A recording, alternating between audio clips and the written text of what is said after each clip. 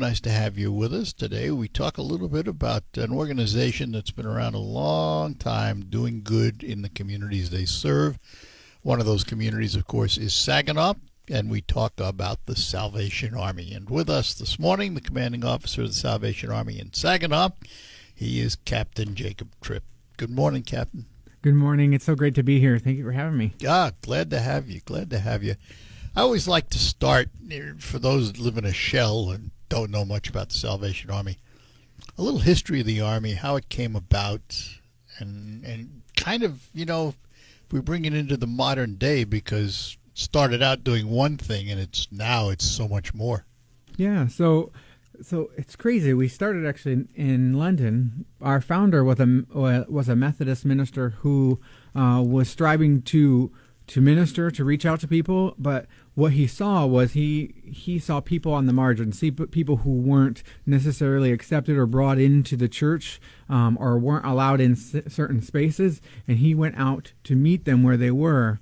And what he noticed in that when he went out to meet them, to reach them, was they had these things that were blocking them, things that made it hard to reach them. Like if someone's hungry, they're not going to listen. If someone is thirsty, they're not going to listen. If someone has nowhere to go, they don't feel safe, it's hard to want to listen, to be receptive.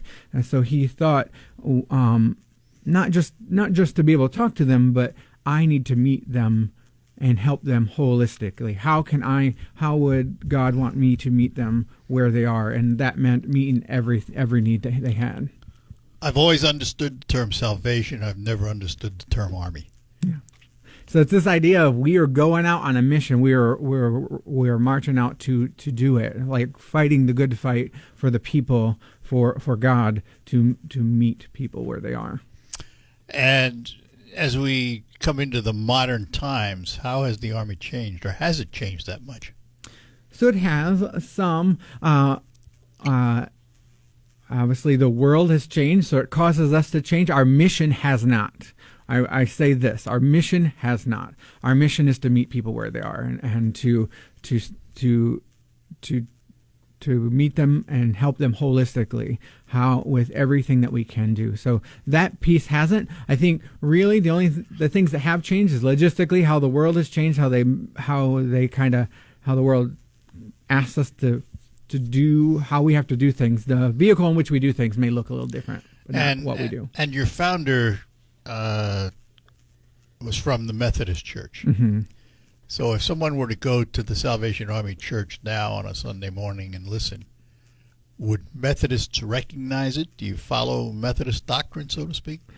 Not necessarily. I mean, there may be pieces that are similar, but we, in the shift there, in the years since, we have become our own. We are our own entity. We are our own belief, our own faith journey, our own church. So there might be pieces of it like, okay, that sounds well, similar, I would expect if I went to any Christian church of any denomination, there's going to be pieces that are recognizable. Yeah. There has to be. definitely. You wouldn't come in and say, oh, this looks just like my church. If you were formerly if you're a Methodist churchgoer and then walk into Salvation and say, oh, this is my church, but there'd be differences. We don't do everything the same, but But the message would be pretty much on point, like every other church. Yeah. I would have to think. Where our message is based on the Bible. We are pointing people to Christ, looking at what the Bible says about that. And explain to me. We're going to get into the nitty gritty of the season and food and all that good stuff. But explain to me. Every one of the administrators that I've known have been married, and their wives have also been in the Army. Is that a requirement? So, yes, yeah. So, the way our job works, the way me as an officer, a pastor in the Salvation Army is, I can be moved at any point when the Army needs me, just like the regular military. So, if they see a need, a skill that I have, and they need me somewhere else. They don't just up and move me and say, hey, tomorrow you're moving, but we have moves. Well, that's how you got here. Yeah, that's how I got here. Moves happen every year around in June, at the end of June, and we find out a little bit a time before that, and they let you know when you're moving. But typically, they keep us here for about 4 to 6 years. We tend to stay in a location for a while and get to be there. But yeah. And the wives part? Yeah. So my wife is. We are co-officers. So we are equal in what we do. We both share ministry. We both share administration. We work together as a team to really strive to do everything. Now, is that required, or are there single pastors? So there are single pastors. There are definitely single pastors for sure. You don't have to be married to be a Salvation Army officer. No, you don't. Typically, though, if you are married, your spouse is an officer as well. They move you so often; it's hard to have a marriage and keep that relationship without the move. Without the move, yeah. I mean, because if they're just gonna up and move you, and your spouse is like, what? And how many marriages come about because you meet somebody at SEM? Oh, there are a lot. There are a lot. We had in my graduating my seminary class, I think there were at least 4 or 5 in ours that got married, like from we call them sessions, my session, they got married to people from the other session right around us. So actually I had one session mate who actually married. She was already an ordained pastor in the Salvation Army. She was one of our instructors. Oh, and she married one of the students. Yeah. Well, why not? They were happy, and the Lord brought them together. So it's funny how that happens. Yep. But it is a co-administrative thing, isn't it? Yeah. It's very much a team thing. We work together. My wife is wonderful. I am so blessed because she complements where I lack. It feels like the Lord gave me the person I needed because she just fills in there. She is great. It's interesting because in the non-religious world, our secular world out here, most married couples will tell you, "Oh, we don't want to work together. We see each other enough."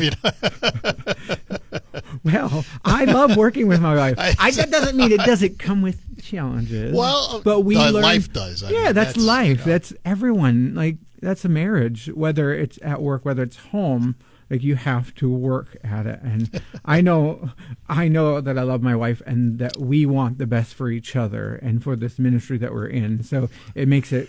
Well, that also helps because that translates down to how you run the ministry and how you serve the people, which we're going to talk about next. We're going to talk about food and more with Captain Jacob Tripp. He is the commanding officer of the Saginaw Salvation Army. Gotta go. He's the commanding officer along with his lovely wife. And 40 years ago, roughly, Food for Families was created to do exactly that, fill the coffers, the food coffers at least, of the Salvation Army, because the need has been great. Has it ever been greater than it is right now, Jacob? We have been seeing drastic increases. Yeah, I don't know that it has. We keep seeing more and more people in need. It's becoming a struggle we're trying to make the food stretch as far as we can currently. For that exact reason, we've seen large numbers. It's unprecedented, actually, right now. So Saturday, we will have the Eddie Band concert at the Temple Theater, and we ask everyone to bring non-perishable items, which they have been very generous over the years, 10 shopping cart fulls usually. That food, 10 shopping carts, let's say, how long does that last you? Probably only, at this rate, probably only a couple months. It's not going to last very long. Not even a couple of months, actually. Maybe even a month at this point. The way it's going, the way people are in need, we're seeing it just keeps growing. I want to say what it would last. We were able to make it last longer because we had other stuff coming in. But this, with the way it's going now, going out faster. It's going out way faster than it's coming in currently. Yeah, and it's it's interesting in an area that's had over the last couple of years a declining population, the needs increased. It's really it's sad in a way. I mean, it's really sad. But fortunately, in this area, we have a lot of organizations that step up, Salvation Army being among them. The other thing about the Salvation Army, and I really gave us some serious thought. Of all the nonprofits out there, it's the one you hear the least about. And the good news about that is that you hear the least about it because there's usually very little controversy. Salvation Army has done a very, very good job of policing itself, hasn't it? Yeah, well, we strive to stick to purpose, stick to who we are and what we're doing. And if we don't sway either way, it's hard to be controversial when your goal is to meet people where they are, just going and doing. If you just focus on loving people and doing and being there and being present and meeting those needs, it's hard. That shouldn't be comfort. That's not controversial to meet people where they are. So let me ask about the music. I asked this for a reason. I was born and raised in the Bronx, New York. And walking down to the subway station, particularly in the winter, there was a 5 or 6 piece Salvation Army band playing, even in the dead of winter. I'm sorry to put it this way, but some of the worst music I've ever heard in my life, and which is interesting because the Salvation Army has a beautiful orchestra band in Chicago that's phenomenal. Mm-hmm. They're professional in every way. But I used to go and put money in the kettle hoping that would make them stop. But music has always been a part of it, hasn't it? Music has always been a part of the Salvation Army and our ministry. It's just something that brings people together. Or chases them away. I'm not sure which. But we always strive to do that. The open air meetings is what you're referring to. We used to do those quite a bit, where we'd go out with our bands, with our church bands, and they'd go out with the brass band and be playing on the street corner and just trying to meet people there. Did every army have them? They used to. Used to. Yeah. It's harder now because we're seeing decline in congregations and stuff like that. So having people to do that has been kind of harder. And it's also, having bands has been harder, but there are some corps, some Salvation Army units that have really large bands that still are thriving and flourishing and are beautiful. And Chicago's the headquarter group, right? Chicago is our Midwest headquarters. So they're over the Midwest 12 states. So there's that, and we have a national headquarters in Virginia. But where's the big orchestras in Chicago? Isn't Yep. So actually, there's a few of them. Oh, are there? There's really? One in New York. New York has one. There's a New York. They call them the staff bands. So New York has one. Chicago has one. We have one throughout the different territories. Each territory has their own. I've always been curious about those staff bands. The members of those bands, is that what they do full time, or are they congregationalists like you are, who just also have to do that? It's a mixture. So some of them are people that's what they do. They want to join in that band, and they do that.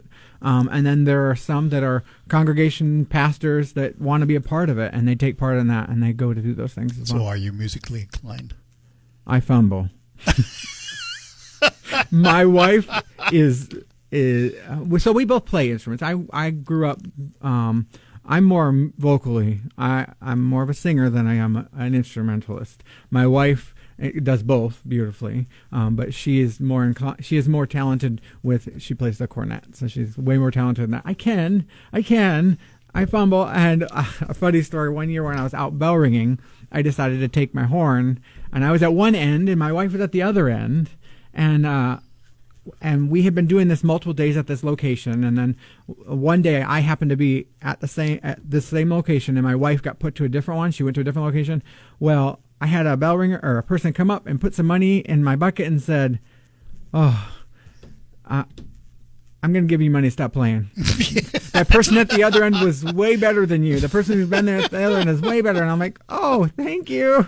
That was my wife. She's way more talented. I try. I make a joyful noise. That's what I try. Let's talk about the kettles for a minute. Yeah. How did that get started?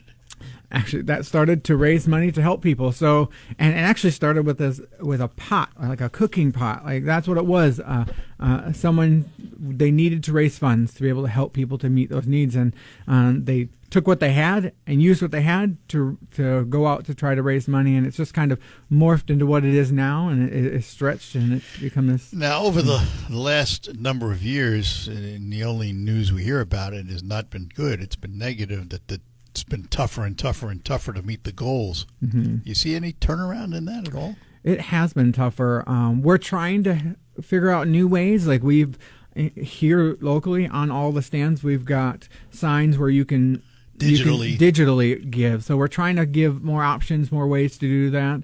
It's just finding new ways. That's what we're trying to do, and giving people the option to try to help with however they want and can.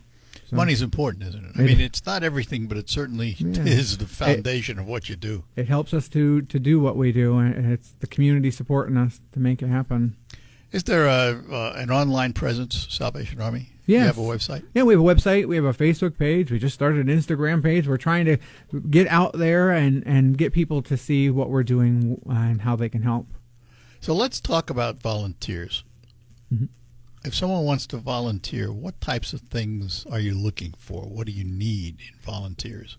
So we have, speaking seasonally, currently we have the bell ringing campaign where people can volunteer, but we also we do Angel Tree. So we have where we collect toys and we give toys and food to family at Christmas time.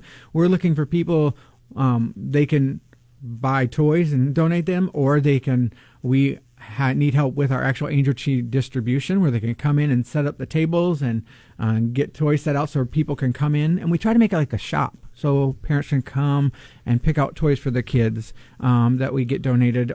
And so we need volunteers to come help with setting it up. We need people for the days when people are walking through to walk through with them to help them to pick, so they can help with that. But throughout the regular year, we have the food pantry that we can have people help out in. We have just keeping up with our building.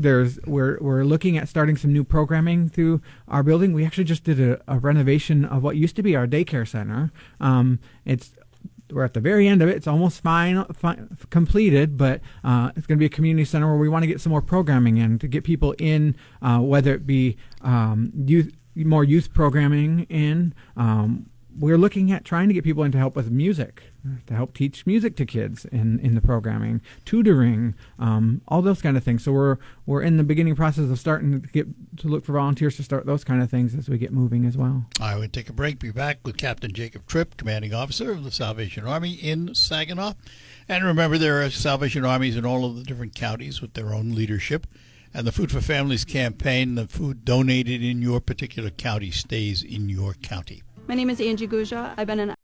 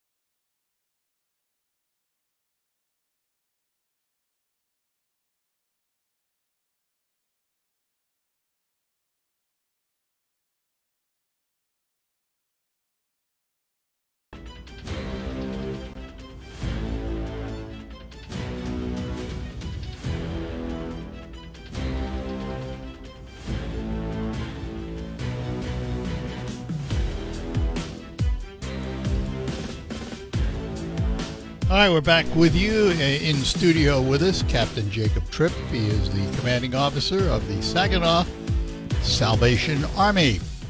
This Saturday evening is the Eddie Band Christmas concert, and we ask those that come, because it is a free concert, there is no charge, it's at the Temple Theater, But we do ask that anyone coming, if they could, please bring with you,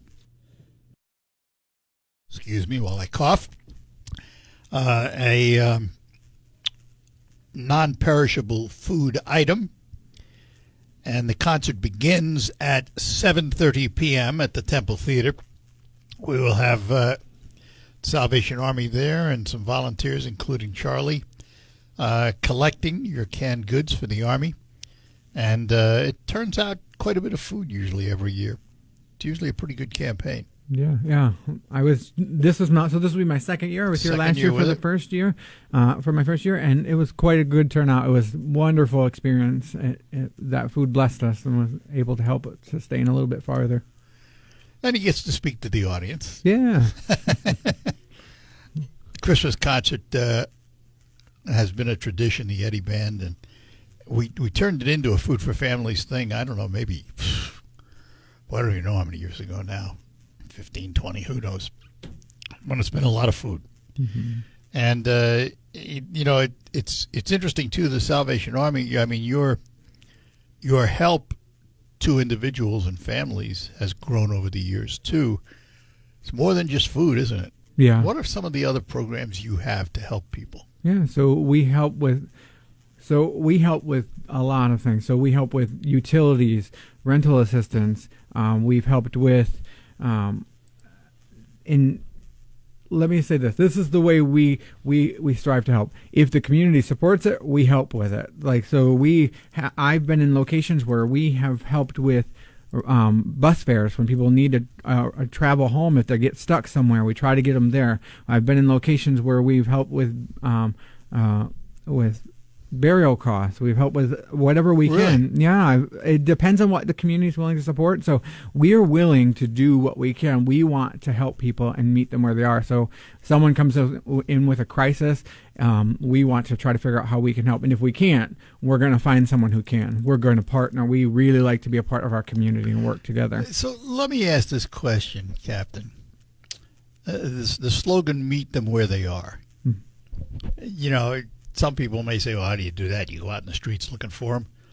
How do you typically get hooked up with someone who needs your help? Well, a lot of them know they're synonymous with the names. They know the Salvation Army is here. They know that we're here to help. But we do try to make sure that we are out in the community, that we're talking to other agencies, that we're talking to schools, that we're talking to the spaces, the places where people may be in need and may not know where to go. So we try to get our name out there. We try to sit and go. We'll go to school, like when some schools do resource fairs, or like Head Start does a resource fair. We go and we set a booth up there. We try to make sure that people know where we are, what we have, and that they can come in and meet us and see us. Just the opposite. You're not trying to hide. No, we're not.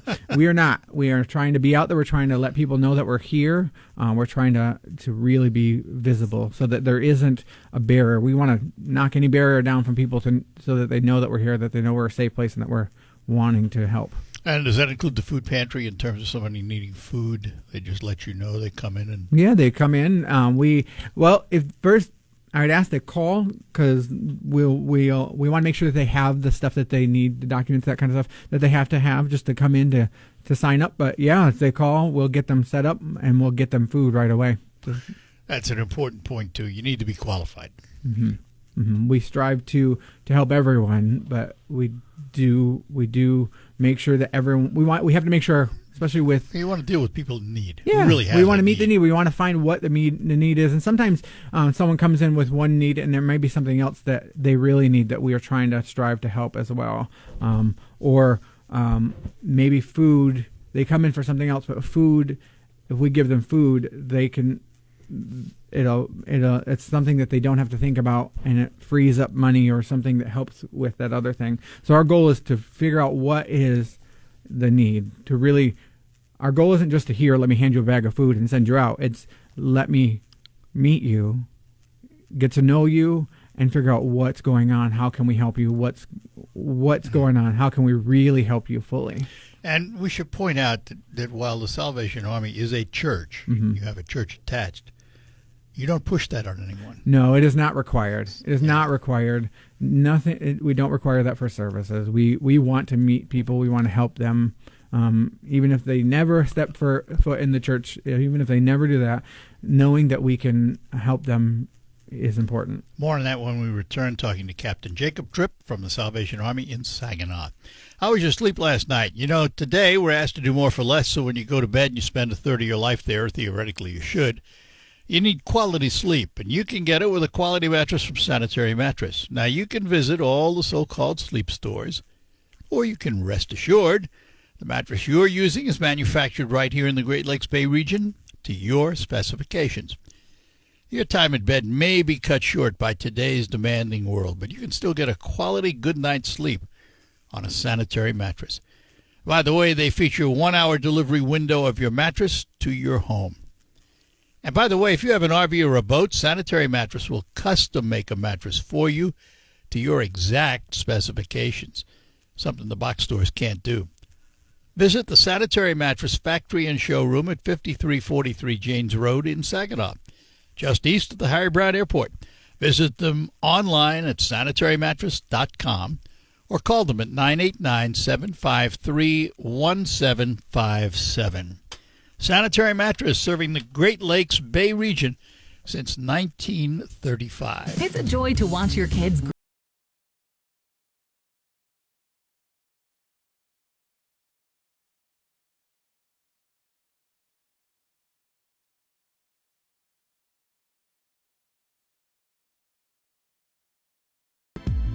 All right, back with you. One final segment with Captain Jacob Tripp. He is the commanding officer of the Salvation Army in Saginaw. Is there any kind of regional approach to the Army? In other words, do you sit down with your compatriots in Bay and Midland once in a while? Yeah, we talk to each other regularly. So I was just talking to the officer in Bay City a couple days ago when we did our kettle kickoff. We did that jointly. There was Bay City was there, Flint, Genesee County, Shiawassee County officer was there. Oh, it's a big region. Yeah, we also had Lansing and Alma, and so we had quite a few people. So we sit down. We like to chat Midland. We chat with them regularly. So What's the administrative structure of the Army? I mean, are there regional officers? So not here. So the way it works here is, so my wife and I are in charge of all of Saginaw County. Right. So then we report to, there is officers in Southfield that oversee all of the officers there, and there are multiple officers in Southfield that handle different areas, but there's a couple there that are, we call them our divisional commanders. They oversee all of Michigan, all of we call it the Great Lakes Division. And that's just a promotion from within to get there? Mm-hmm. Yeah. Yeah. What are the ranks? You know, you have majors, you have captains. Mm-hmm. Do you have colonels? We do, lieutenant colonels, yep, commissioners, and then one general. That's the king. That's our leader. That's in London, England. He's the. Oh, is that right? He oversees the Salvation Army internationally. So there's no general in the United States. No, that's our commissioner. So we have commissioners. And currently, you had asked if we have single officers. Actually, our current commissioner is a single lady named Commissioner Evie Diaz in Chicago. So is there like a board of directors? Or? Yeah. So there's boards on every level. We have boards at the local. We have an advisory board here in Saginaw. There's a board at the Detroit level, or the Southfield level, and then there's a board in Chicago as well. Actually, there's a board in Virginia. There's a board in London. We have structure. Decisions. I mean, not every decision goes up to every board. Right. But yeah. We hold each other accountable. We try to remain faithful to who we're supposed to be. So, the word "faithful" is an interesting word because I was about to ask you about the church side of things. It is a church, a recognized religion. Yeah. We are a church. My wife and I are pastors as well as the administrators. So we run Sunday morning services, the Bible studies, the youth groups. We do that throughout, as well as oversee the other stuff. When is your Sunday morning service? Is there more than one? So we have Sunday school, and we call it Holiness Meeting, which is our worship service. So we do our worship service at 10 o'clock, and then we do Sunday school after at 11. And that's open to the public, isn't Yeah, it? that's open to anyone and everyone who wants to come. And where are you located so everybody knows? 2330, or not 23, 2030 North Carolina in Saginaw. And been there a long time. Yes, yeah. We have been there for a long time. Not myself. I've only been there a I year. understand. But the Salvation Army has been, we have